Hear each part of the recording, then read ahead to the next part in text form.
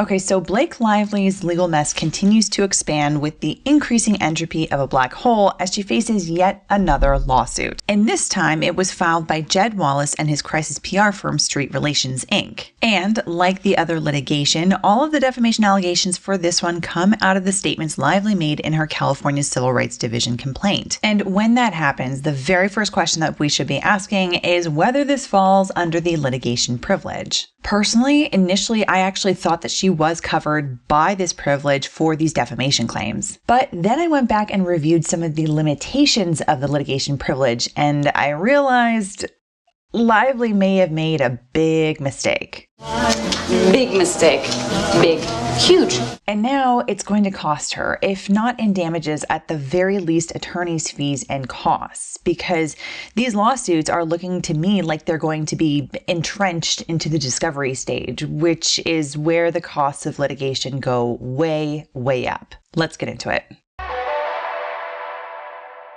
Okay, so if you're not familiar with this case, Blake Lively and Justin Baldoni are deep in litigation with one another over events that unfolded during and after production of the movie they filmed together, It Ends With Us. She claims he sexually harassed her, then retaliated against her for complaining about the harassment. He, on the other hand, claims, among other things, that she lied about all of that and therefore defamed him, and that she and her husband Ryan Reynolds extorted money, property, and services by essentially stealing Baldoni's movie from him, and that they did other unsavory things like interfered with his contractual and economic relationships with the talent agency William Morris Endeavor, or WME for short. Although all of the other active litigation against Lively is in federal court in the Southern District of New York, Wallace and Street Relations Inc. filed their lawsuit in federal court in Texas.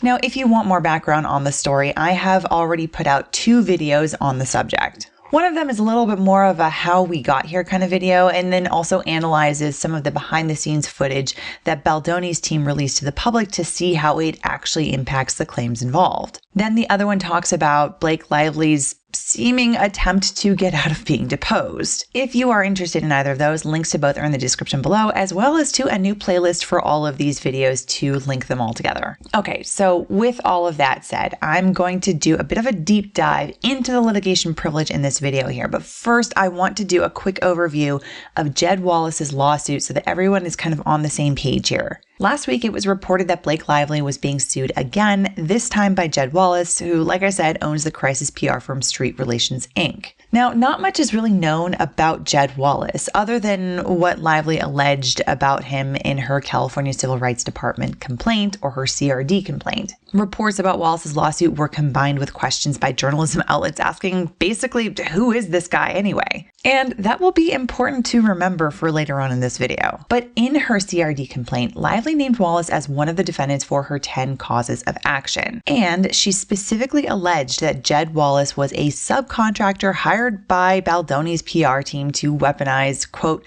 a digital army around the country from New York to Los Angeles to create, seed, and promote content that appeared to be authentic on social media platforms and internet chat forums, unquote. However, if you then look at the lawsuit that Lively filed in New York federal court, the one she actually filed, Jed Wallace and Street Relations Inc. were no longer named as defendants, although Lively still does allege all the same things about him weaponizing a digital army and whatnot. And now Wallace filed a complaint in Texas federal court which alleges 2 main causes of action. First, it asks for declaratory judgment under the Federal Declaratory Judgment Act. A party may ask for declaratory judgment if they feel that they're under threat of litigation by another party who may or may not try to sue and who may or may not try to maybe take advantage of that ambiguity somehow. So here, what Wallace is saying is Lively has accused the plaintiffs here of 10 different causes of action, and he would like a judge to actually look at the evidence and decide that no, Wallace and Street Relations Inc. aren't liable for any of this. So he's essentially affirmatively bringing that lawsuit onto himself so that he can disprove it. And that's the first claim in a nutshell. The second claim is defamation. It basically says Lively falsely stated that Wallace and Street Relations Inc. engaged in 10 illegal acts under state and federal law, and that they're entitled to compensation as a result. So now, setting aside the declaratory judgment piece, I want to focus on the defamation part, because all of Lively's alleged defamatory statements, both in this lawsuit and in Baldoni's lawsuit against Lively, arise out of that CRD complaint. And as I mentioned in my first video on this whole legal mess, the litigation privilege protects someone for making allegations in the course of litigation. And there are two main ideas that really underpin this. First, we want to give parties as much leeway as possible to fully litigate good faith claims in open court. Otherwise, things start to get really weird and wonky if people are afraid of sideways litigation because of something they said in open court, just because they are trying to either defend their rights or try to get compensation for being harmed. And the second idea that underpins this whole litigation privilege is that the real harm of defamation is that you have someone saying something that's untrue and damaging about another person, and that person about whom that statement is made doesn't really have any way of being able to immediately correct the lie before people just take it as true and believe it, and then their reputation is harmed. But in litigation, we have this expectation that at least one of the two sides is going to put forward a claim, an argument, what have you, that ends up being not exactly true. And litigation by its very nature is an adversarial process. One side says one thing, then the other side immediately gets to respond with their side of things to rebut what the other side just said. So in court, you don't have the same kind of harm as you do elsewhere when something untrue is said. So that's the idea behind the litigation privilege. It covers statements that are made both in open court and in written pleadings. So when I first looked at this whole case, I thought this is very smart of Lively to write all of this out into a pleading, into the CRD complaint, submit it to the California Civil Rights Department when they obtain their right to sue, and there you have it. She's protected by the litigation privilege. I even said this in my first video. And what's interesting here is that Lively's team appears to have submitted the substantive complaint to the CRD when they went to obtain their right to sue. And as someone who used to do these all the time, I can tell you that this is 100% not necessary. And in my old practice, it wasn't something that any of us ever did. So that's an interesting twist. Why would they do that? Personally, I think that it's so that Lively could get her narrative out to the public and make herself defamation proof in the process. That's because if anything that she claims in that document turns out not to be true, it falls under the litigation privilege if the statement is made in a pleading or in an open courtroom, such as during a hearing or during trial. So by laying everything out in a substantive complaint, even in a draft form, by submitting that to the CRD in the process, that is going to bring all of those allegations under the litigation privilege fairly easily. So it is a pretty savvy move to do it in this way. Lay everything out in a pleading that you submit to the legal process and hand a copy of that pleading to the New York Times so that the narrative can get further broadcast. But after going back and reviewing some of these limitations of the litigation privilege, I realized that I do need to correct myself a little bit. Now, I had everything right up until that last statement. You see, it was a savvy move for Lively to draft everything up in the CRD complaint and include it with her submission with her right to sue letter. However, here's where Lively probably made a really big mistake, and one that's likely going to cost her a lot of money. You see, the litigation privilege may protect statements made in pleadings like the CRD complaint, but we have to remember that every time Lively or her agents that are working on her behalf and for her benefit, every time they share that complaint outside that sort of umbrella of her team, that's considered a republication. And a republication is generally subject to a whole new defamation claim. So, for example, taking a copy of the complaint and sharing it with, say, a journalist at the New York Times can count as a republication. And this is true under New York law, where Baldoni filed his claim against Lively, as well as in Texas, where Wallace has filed his. So let's look at some examples from case law really quick, just so that you can understand what I mean. Let's start with New York, where Lively and Baldoni are duking it out. Here we can find a case between singer Kesha and music producer Dr. Luke. In that case, Kesha alleged that Dr. Luke sexually assaulted her, and she made the allegations in a pleading that she said was intended to be filed in court.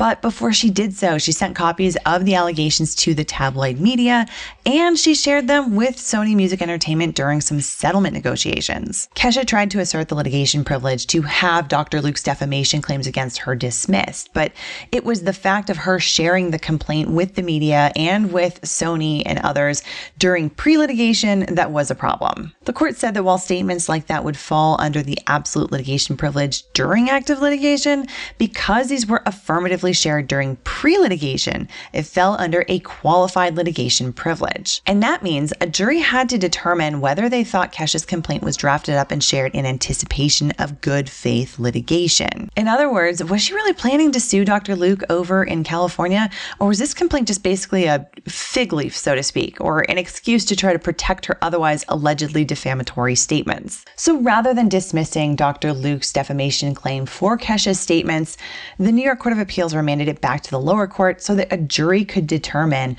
whether Kesha had drafted up that unfiled complaint in good faith, intending fully to actually go forward with litigation, or whether she was just using that as an excuse to make otherwise allegedly defamatory statements. And in the current case between Lively and Baldoni, we kind of see something similar here. On the one hand, there's a CRD complaint that was in fact used as part of the process to obtain a right to sue in California. It hasn't been filed in order to actually open up real litigation, still is considered the pre-litigation phase in my opinion, but it has actually been used. And Lively still has time to file her actual complaint in California State Court if she still wants to, because she has up to a year after obtaining that right to sue notice. However, if you do actually look at the CRD complaint, it's not complete. It includes everything that a normal complaint would have up through basically the facts section. And it references on the front page a total of 10 causes of action against the defendants. However, it's missing the entire portion of the complaint where Lively would have laid out all of the individual causes of action, the elements of each one, and which defendants that she alleges are liable for each of those causes of action. There's no prayer for relief, and there's no signature line at the end. Essentially, it's like they just took a complaint and just cut it right after the factual allegation section and submitted that with the right to sue.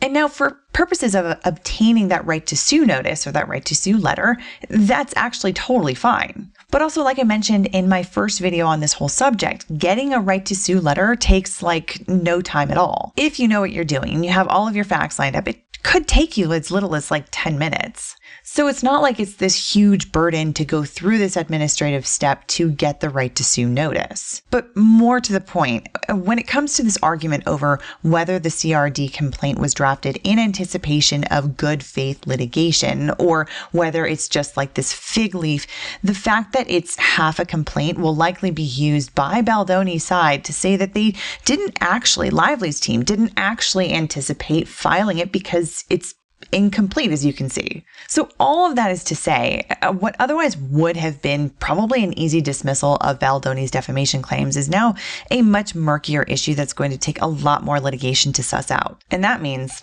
a lot of attorney's fees. So now with all of that said about New York, let's now turn to Texas, where Jed Wallace filed his complaint against Lively. In Texas, a similar result happened in Landry's Inc. v. Animal Legal Defense Fund. There, Landry's Inc., the owner of the Downtown Aquarium in Houston, sued the Animal Legal Defense Fund, or the ALDF. The ALDF had sent Landry's a 60-day notice of intent to sue under the Endangered Species Act. But not only that, they also sent that 60-day notice to the media and published it on their website. The Supreme Court of Texas then said very clearly that by republishing these claims outside the litigation context, the defendants lost the protection of the litigation privilege entirely. So while New York is a little bit more nuanced on this protection by this privilege in situations like this, Texas is super clear. If you share it with the press, that's a republication and you are no longer protected. The door to defamation is wide open. You blew it. And remember, this is for a case where the defendant has sent copies to the press and where they've republished it to the website, and the court was talking about both of these. And that's relevant here because although the CRD complaint is a pleading and it is part of the pre-litigation process in California, that was attached to basically the online forms of the California Civil Rights Department's website so that Lively could get her right to sue. And assuming Lively actually was going to end up filing her complaint in California court to open up litigation, she would have needed to attach her right to sue letter, her right to sue notice, to her complaint to show that she actually did fulfill that administrative step. So because of that, she probably also would have attached that CRD complaint along with that right to sue notice since it was submitted with those forms. So in that case, the CRD complaint would have ended up on the public docket on the California court's website, meaning anybody can really go in and purchase a copy of it, download it, share it, comment on it, what have you. However, the right to sue stage doesn't have a public docket. If you want to see whether or not a specific person has actually obtained a right to sue notice, there's really no other way to do it other than to submit a Public Records Act request to the CRD. And that's a whole other can of worms. So, of course, how the New York Times actually got the copy of Blake Lively's CRD complaint here has yet to be proved with actual evidence. But just looking at all of this with logic and a clear head and an understanding of this overall process, it seems incredibly likely to me that it was Lively or one of her agents who actually passed that along to the New York Times. This wasn't a publicly available document, which was why it was such a breaking story when the New York Times came out with an article about it. And the only way to see the CRD complaint in those early days especially was to give in to the New York Times paywall so that you could read the article and get the link to the PDF copy they posted. That's why I now am subscribed to the New York Times myself. But anyway, my point in all of this is that if Lively or her agents affirmatively took that step to share that copy of the CRD complaint with the New York Times, this means probably two things. In the New York case against Baldoni, at best, she's entitled to qualified litigation privilege because she shared it during the pre-litigation phase. And in that case, Baldoni will need to prove that she basically drafted up and submitted the CRD complaint just so that she could essentially get fake protection from defamation and that she wasn't actually using it for a good faith pursuit of litigation. They've been making the argument since the very beginning that that's exactly what she's been doing, but they're going to have to actually prove it with real evidence. And all of that is a very fact-specific inquiry, and that would mean that a Lively win, even if it does end up happening, probably wouldn't come until a lot of costly litigation hours are spent in discovery in particular. And in Texas, if it's shown that Lively affirmatively did in fact share the CRD complaint with the New York Times, this means the door is wide open for Jed Wallace to sue her for defamation. In other words, in Texas, it means Lively is not protected by any litigation privilege whatsoever. And here's the thing about Jed Wallace. Remember how towards the beginning of this video, I said to remember that not much is known about him publicly? Well, that's because he's not a public figure. And so in his defamation claim against Lively, he has to prove, like Baldoni, that Lively made a statement about him that was untrue, that she made the statement to a third party, and that he was harmed as a result of her making that statement. However, Baldoni is a public figure, so he has to prove that Lively lied about him with actual malice. This is a tough standard to prove. Actual malice means that Baldoni has to show that Lively either knew that what she was saying was false or that she was reckless as to whether or not it was true. And by that, I mean he has to show at least that she knew that there was a likelihood of falsity of the statement that she was making, but she disregarded that likelihood and said it anyway. That's actual malice. That's what Baldoni has to prove as a public figure. Wallace, on the other hand, is not a public figure. No one really knows who he is. So for him, the bar to prove defamation is way lower. Where Baldoni has to prove actual malice, Wallace only needs to show that Lively was negligent in making the untrue statements about him. That means he has to show that she failed to use reasonable care in making the statements that she did about him. And so now looking back at the CRD complaint, remember how I said it's basically half a complaint. Normally a finished complaint lists out each of these causes of action and specifies which defendant is liable for which one. But because the causes of action section in the CRD complaint isn't there, the reader of the CRD complaint can really only put together that maybe Lively was alleging all of these 10 causes of action against all of these defendants that she listed. So if you follow that, you can see that a reader might look at the CRD complaint and go, oof, Lively is accusing this Jed Wallace guy of sexual harassment, retaliation, failure to investigate, prevent, or remedy harassment, etc. And that ambiguity might not be strong enough for an actual malice defamation analysis, but an argument can definitely be made that this works for a negligence standard. And so I'm thinking that there's actually a decent chance that she's got some liability to worry about here from Jed Wallace. But those are my thoughts. What do you think? Aside from the litigation privilege here, there are some other hurdles for Baldoni and the others to consider, and I might go over those in another video. But overall, what do you think of these claims? Are they strong? Are they not so strong? Let us know your thoughts in the comments down below. Otherwise, I hope you enjoyed this or at least found it interesting or informative. And if you did, I would love it if you would hit the like button. It does help us with the YouTube algorithm gods. And if you're really enjoying the content and you want to know how to best support the channel, consider becoming a member of Byte Club. You can join either through YouTube memberships or by becoming a supporter on Patreon, and links to both are in the description below. Otherwise, see you in the next video.